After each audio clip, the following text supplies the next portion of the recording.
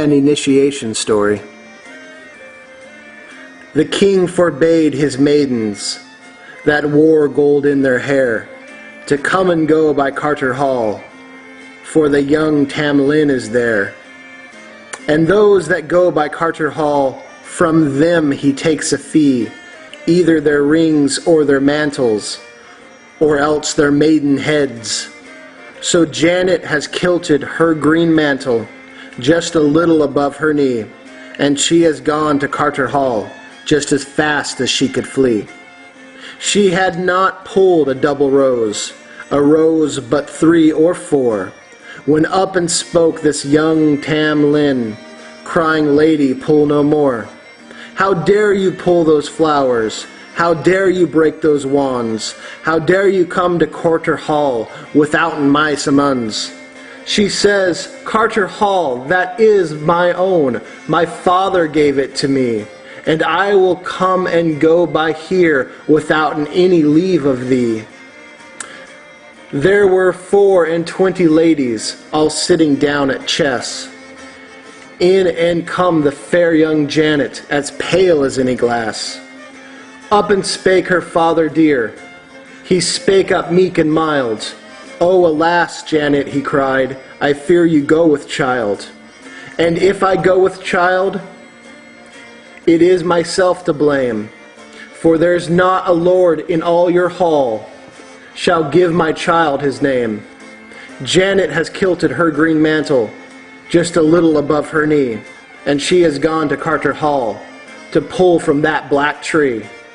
How dare you pull that herb, all among the leaves so green, for to kill the bonny babe that we got us between? You must tell me, Tam Lin, you must tell to me, were you once a mortal knight, or a mortal hall did see?" "I was once a mortal knight. I was hunting here one day. I did fall from my horse. The fairy queen stole me away."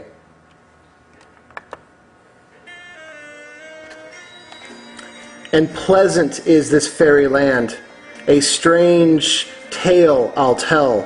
For at the end of 7 years, they pay a fine to hell.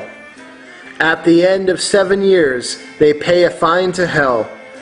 And as I am of mortal flesh, I fear my flesh they'll sell. Tomorrow night is Halloween, and the fairy folk do ride.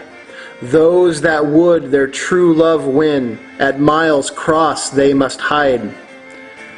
First you let pass the black horse, then you let pass the brown, but run up to the milk-white steed and pull its rider down. First they'll change me in your arms into some snake or adder. Hold me close and fear me not, for I am your child's father. Then they'll turn me in your arms into a lion wild. Hold me close and fear me not, as you would hold your child.